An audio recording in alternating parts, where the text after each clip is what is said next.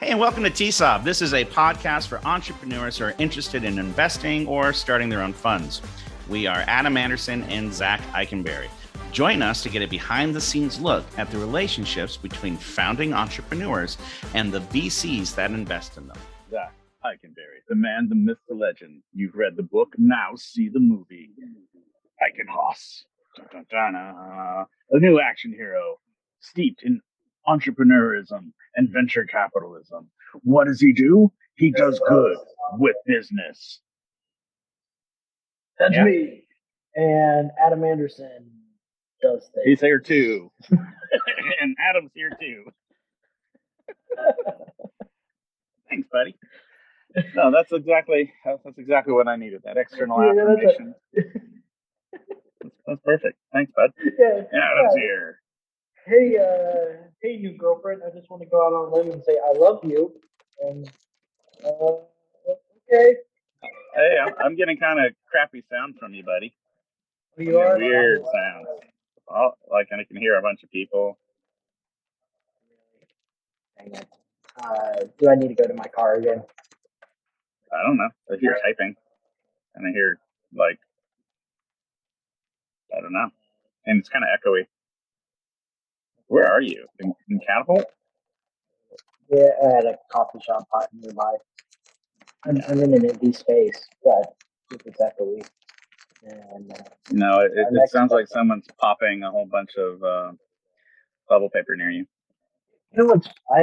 This is nothing to do with the podcast.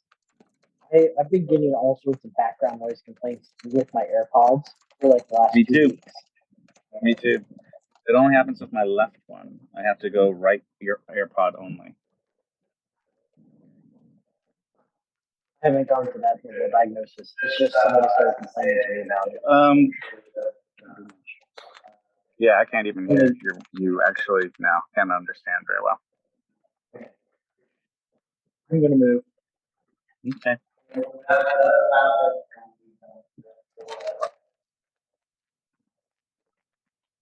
We can get technical delays. This is the best podcast ever. We're leaving this all in. Yeah, just right now. And actually, I am getting a bit of an echo when I talk out of your earbuds every once in a while. Oh, there's baby gooses over there with a mama goose, and 2 dogs are like interested in that goose, and that mama goose just hissed at them, and the dogs like bunk around and find out. Love Greenville. There's 2 babies walking, like a baby and like a toddler baby, and they're walking up, and I bet you $20 the goose is gonna maul them. This is gonna be great. That should be what the podcast is. I should just turn my camera around and watch when gooses attack. Yeah. 2 dogs, 1 goose. Yes. Look at the arrogant entitlement from this toddler white baby. Thinks he can mess with anything he wants. What do you think about something unorthodox like this when I'm outside? Is this better? No, it's great. Yeah, but switch your earbuds because I still have the crackly noise. So put the other one in and put that other one away. Turns out the problem was your earbuds, not the... Oh, that sounds so much better. Did you mute? No, I just have one earbud. Yep, okay, that's it. It sounds perfect now. So It's the double earbuds that nailed you there. But hey, it looks like we're both outside. All right, let's talk about it. Okay, so here's what I want to talk about. I want to talk about ending capitalism. Okay. That was a fun pause, and I saw your eyes go in a particular direction. I saw you physically change gears. Like, I wasn't ready for that. That's not what I thought we were going to talk about today. Yeah, no, it's not. And I have hot takes on that statement. So I want to hear your thoughts on why we're in capitalism. Well, first off, let me tell you what I love about capitalism. To me, it's the best model we have to date to produce good in the world and invite as many people to play as possible. It is absolutely not perfect. There is mechanisms in there if you don't practice conscious capitalism and you're 100% profit first. with no soul attached to it, that you can do horrible things with this tool. And actually our legal system is set up where CEOs have fiduciary responsibilities to produce profit, even at the cost of damaging the planet, damaging people. Short of breaking laws, the CEO is supposed to maximize returns. And that's where you get a lot of this. We got to buy back stuff. We got to do stock buybacks. We got to, anything you don't like that's happening in the world that you think is driven by greed is because the system is set up to require that behavior on the interests of investors. So it is that thing when I say I want to end capitalism or change capitalism or kick capitalism in the balls. It's that kind of thing that I'm talking about. It's the fiduciary responsibility and the addiction to maximizing returns that I think causes a lot of problems. And I have, one last point, and then I want to hear your thoughts on this. I am looking at building a stable coin lending backend on the funds that I'm building. The current deal I'm looking at, we're raising $30 million. The company itself needs $10 million for a seed round on a $100 million pre-money valuation. I raised $30 million, but instead of doing a tranche capital call where I only raise what I need for the deal on the table, I raise all of it. And I put that $20 million into a stable lending platform like CoinDex. And I generate 15 to 30% annual on boring crypto lending. And now my $20 million is going to work doing 15 to 30% a year while I am holding that capital, and I'm beating my stated hurdle rate of 8%. Like, I'm telling people I'll do better than 8%. And just by sticking it over here in a venture fund, I'm able to have that money produce. So it's really gotten me interested in the idea that we can change how the financial models work. Because if you're investing money and I'm going to hit your hurdle rate anyway, I can focus on doing good in venture rather than let me show you these outsized returns. And yes, there are going to be outsized returns. And yes, we're going to do all that. But I can then work on different, more interesting projects that maybe aren't as worthy because their numbers aren't so freaking great that anybody with a checkbook is going to salivate over. Does that make sense? Yeah, I think ending capitalism, it sounds strong for what you're talking about, which is perhaps providing access with new currency to folks. That might be what you're talking about. So adding access with new currency to folks is phase one, or maybe it's phase two. But the other side of that coin, that crypto coin, the other side of the coin is the structures of how capitalism works, where profit before all things. And we've got the B Corp, and you got the B team out of Virgin Unite that is trying to modify C Corps over to B Corps to let the fiduciary. Oh, go ahead. Yeah, no, go ahead. No, let the fiduciary responsibility flow to a different set of stakeholders, right? That's correct.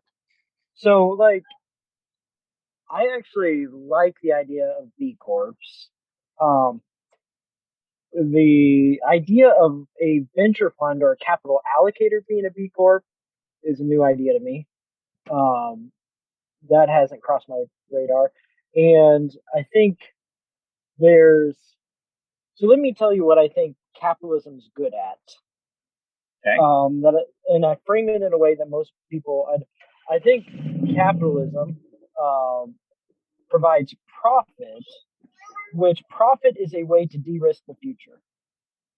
So the way in which we can handle any chaos in the future is today having excess, and that excess gets applied to de-risking future endeavors, whatever that looks like. Profit is a way to draw out present value and put it into the future somewhere, right? And there are capital issues with the fact that the way capitalism works is it selects the number of people who can de-risk the future. So it puts that capital into the hands of a few people who are allowed to determine what the future is going to look like. And one of the things that we have at issue is we have divorced that entire project to such an abstract level that profit and people are no longer the same thing. So historically, you would have the factory owner live in the same town as the factory, and it would keep this checks and balances in play. But once we started removing the factory owner and you had like Carnegie and other people move out of state, and this factory in Pennsylvania is owned by people in New York City, then you had things like unionization, etc., which is the counterpunch to say, like, no, we see you guys making profit, you're extracting profit from us, and the people would organize in order to try to balance that equation. So that's what I see as these interesting counterpunches when we talk about a counterpunch to amoral capitalism without a morality, um, we I see B Corps as the counterpunch, right? And or at least a form of counterpunch. And what you might be talking about is utilizing crypto, some sort of digital currency, to counterpunch and add moral pushback into amoral systems. So let me try to not be so academic about it. This is what I'm hearing you say is, hey, by investing in our fund, we're going to set for these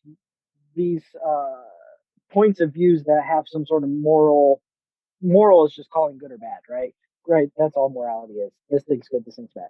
We're going to say these things are good over here. And as we return to stakeholders some sort of cash on cash return, etc., because they've invested in us because we understand the future and we'll create profit.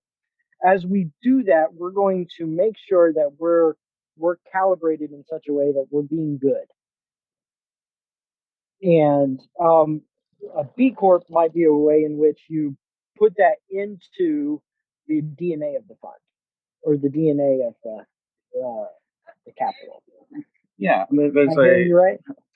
You're hearing me right, and that's what I'm exploring. And I don't know what the right answer is yet, but there are children in the world. I don't know if you can hear that I'm trying to walk away from. Have you ever seen a small child love to run up and down a ramp? Because that's never going to end. So I'm going to go over. That is the wheelhouse. So the free-range model, parenting. Oh, it's the best, right? And these are the kids who I thought were going to get murdered by the goose. Did not. They are still alive and doing really well. So I'm going to take a bit of a walk as we talk. But yeah, the idea here is you only have DAOs, which are decentralized autonomous organizations inside of crypto. And what those DAOs are doing is the organization is set up saying, hey, I need to actually part of our organization's terms are we deploy 5% of everything we make into things that do good in the world. And there are so many DAOs out there right now that are doing this. So in this deal that I'm looking at, we're raising 10 million. The company is going to do good with it, meaning that they are going to be setting up financial systems for affordable housing, for building solar energy farms, and all these things. And so it's the first time where I'm like, here's a for-profit company that is going to be able to take advantage of a thing like a B Corp without having to be inside of a 501c3 or having all of these other things that really tie you down. Because when we do nonprofits for good, the problem's in the name. They really believe nonprofit and they spend all of their time trying to raise money. And I've been working with these guys for the last couple of years, nonprofits, saying the right answer is to do good, but also generate revenue so you don't have to ask for help. And so what I'm seeing with these DAOs and what I'm seeing with these kind of revenue generating organizations that are there for doing good in the world, as well as being sustainable and highly, highly profitable, has me really, really interested in, my gosh, what does this mean? How do we change it? And so ending capitalism, I'm with you. I like capitalism. I think it's great.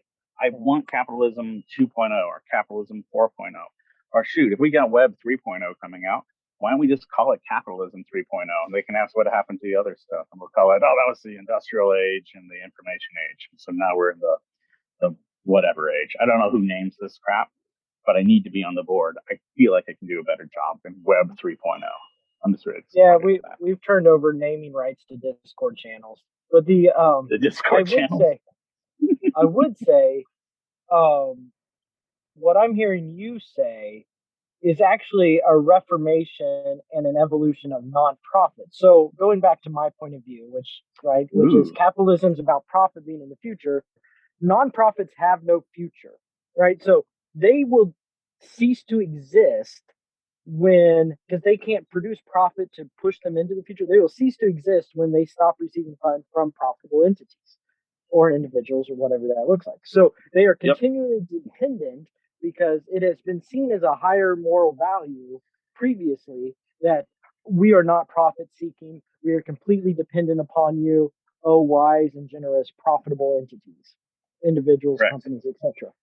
And so if you're able to reform that and create longevity and sustainability in the nonprofit world, right, that solves a different problem than the capitalism problem. What you're solving is de-risking the future for our call it activities and work that don't generate profit as the outcome, but they are profitable organizations. So you give them DAOs, etc. You give them access to currency, the growth of.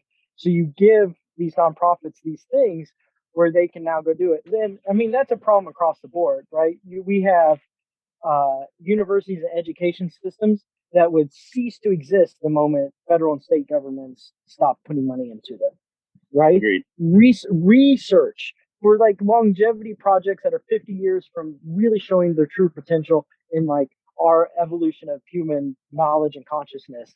And it is a couple of budget cycles away from not existing anymore. And that's a precarious position for our nonprofit entities. And for them to just say, listen, we're a beneficial corporation. We like profit because we need to be able to exist into the future as well. And it de-risks it. No longer does the capital class, called the wealthy companies and wealthy individuals, no longer do they get to say what humanity goes after. Instead, they get to focus on what they believe is their best and highest use of their time and resources. They don't. Yeah, it's a slippery slope because I'm betting on humanity. I'm a big fan of humanity, but also there's a large percentage of humanity that doesn't put the effort in to be qualified to make decisions about where society is going, in my opinion. Like, I'm all about everybody being heard, but I'm also all about, measuring the value of the voice based off of the effort that voice put into understanding what they're talking about. And, it gets, so if I bring this back to the topic of venture, if I go back to the purpose of a fund, when I am going to raise money from LPs, the conversation I have usually boils down to, how do I get my money back? And what is that going to look like? And for a financially motivated limited partner who wants to turn their 100 million into 130 million, and they feel like they can give that to me and I can make that happen, the numbers have to produce, right? And what I'm feeling is not necessarily that I have an answer to this, but I feel like the system itself, where you have nonprofits, where you have for-profits, and you have financial engines in between and all around, I feel like that is a good system for today.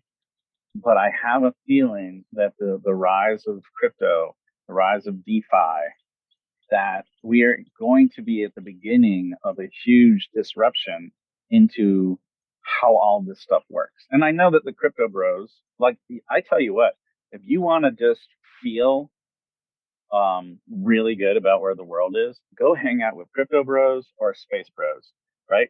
These people who are like, we're going to change everything and rebuild society with the digital currency and DeFi and space and all the things. And Whew.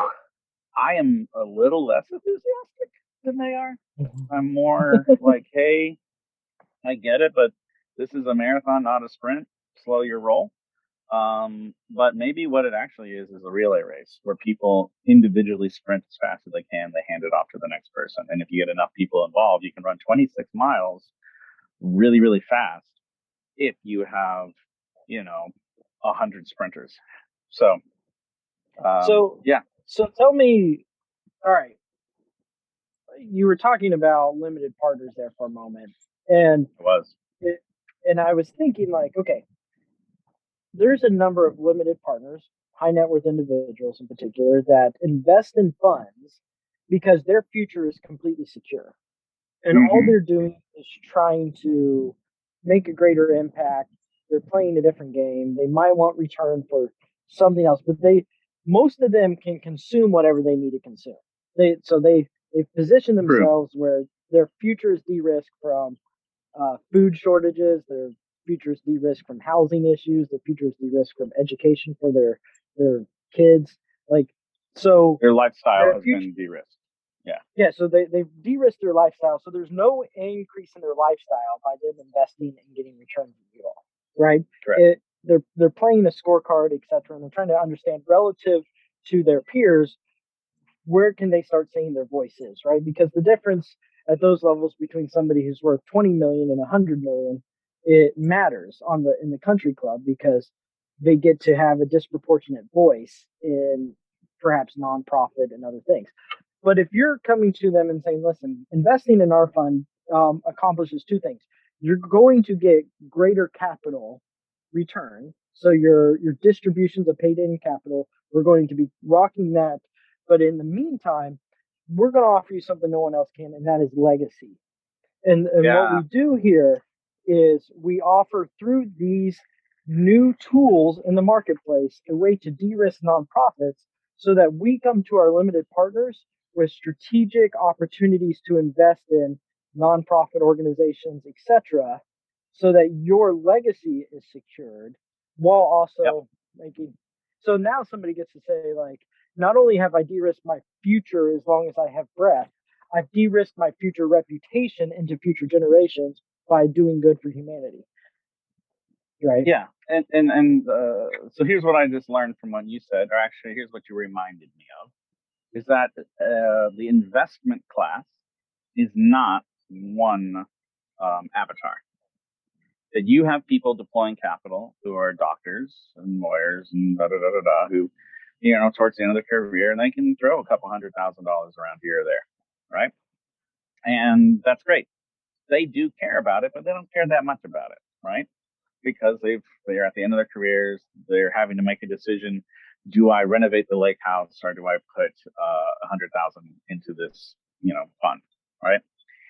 Into this cause, and it goes up the food chain. Like I spoke to a gentleman out in Jamaica who was going to put $2 million into one of our funds. He's like, I know I'm never going to get this back, but I believe that we need to invest in cybersecurity startups because we need to innovate in order to stand against cybercrime. So I'm going to invest without any kind of expectation of seeing the money back.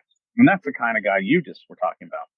His legacy was all about how are we going to stand against cybercrime, because he's a software mogul, so he cares, right? And we make a mistake when we overgeneralize a class of people. And when I overgeneralize a LP and say that the only reason an LP is investing is because they want returns of XYZ and they want to maximize, that's not necessarily true for the limited partner. That might be true for the guy running the family office, right? The girl running the family office might come in and say, hey, I have to hit these numbers because of blah, blah, blah. But the person with the deep pockets might be completely different, might have legacy as a higher priority. And that's actually the play that we're going to be doing down in Tampa, right? Is we actually have a Tampa play and an Orlando play. Tampa is around cybersecurity, where we're going to high net worth people. And we're like, no, in order to do this right, we have to build an ecosystem. This is going to require infrastructure. So we need you to invest in this. And then you got long tail returns on the investment based off the ecosystem. And the same thing's true with Orlando and space. It's, we need to, foster the space industry ecosystem startup, and it's a long tail return. And what you might just be doing is investing in ABC. You might not actually get the amazing outside returns. And it's important to make that distinction, right? Because if your goal is outside returns, there's a lot of ways to make money out in this world. You can roll up ecom, you can do crypto, you can find the next GameStop stock that's going to get juiced, right? So I don't know. You have me not wanting to kill capitalism. You have me now wanting to modify how nonprofits, profits, and profits, nonprofits, for profits, and the capital that is being deployed in them. I feel like I need to be much, much more careful aligning all of those things in my head to make sure that the right people are in the room so the right results happen, and no miscommunication of expectations gets in the way of accomplishing what we want to accomplish. Yeah, I think there's a really cool answer somewhere in there, because as you're on this journey for capital allocation, you're starting to see like who has capital and who needs it and where is it best utilized, etc. For various types of return, right? Whether it's cash on cash return, whether it's like the progress of humanity return, legacy return, etc. There's different types of return for, a made up fiat and then a cryptocurrency, right? And so, Right. I think that's incredibly insightful that your gut is there, because my gut's not there. I had my bout with running a nonprofit for 5-6 years, and let me tell you, they don't set you up well for future success, because you can't walk away from a nonprofit with any sort of future. So like, there's not profit in the company. There's not anything to contribute or share. And so, right. What? Go ahead. Oh, I was just going to say, capitalism isn't always the right answer for every organization, which is why I think this is a delicate dance, right? The very thing you just mentioned means that, like you said, we got to dig deeper and find a better answer is all. So like, when capitalism is, when they call it those in charge in utilizing and allocating capital are divorced from people at some level, whatever that people level is, whether it's, the community they live in at an individual level, you are even unintentionally disenfranchising, right? Yeah. And part of our issue out there is that we don't have the ability to enfranchise everybody with the same voice. And so we still need to create hierarchies and leaders, and there still needs to be a group of people. This is the hard truth of capitalism, is that capital continues to need to flow to the people who know how to best allocate and utilize it, right? Well, that's a fair statement. And that's not equally distributed across the population. And so, no. I don't mean to be academic about it, but like, yes, you have a capital issue when you walk down inner city streets and you see homelessness, right? And then you ask yourself, well, does capital actually make the situation better? And that answer is actually very tough, because yes and no, right? Yeah. And so that's where we sit as a society, because you might have change in your pocket that you can allocate to that immediate opportunity that somebody is panhandling, but that doesn't mean it's the best use of your capital. And we make those decisions all day long, even if we're not, quote, Elon Musk at the top of this chain. So I think asking yourself, like, well, but what if we allocated capital to an organization who had the right point of view on how to strategically move the needle on homelessness, or whatever the term is now? I've heard different terms for homelessness, but like, does it make sense for a capital allocator to come alongside a group that, like the Virgin, B Corp folks, and you say, all right, Virgin Unite, we will strategically invest with you all because you guys are able to source and put this capital into a strategic initiative that moves the needle better for people. And we'll do that in such a way that it de-risks the future of all human society so that we all are a little better off, including the people who put the capital in.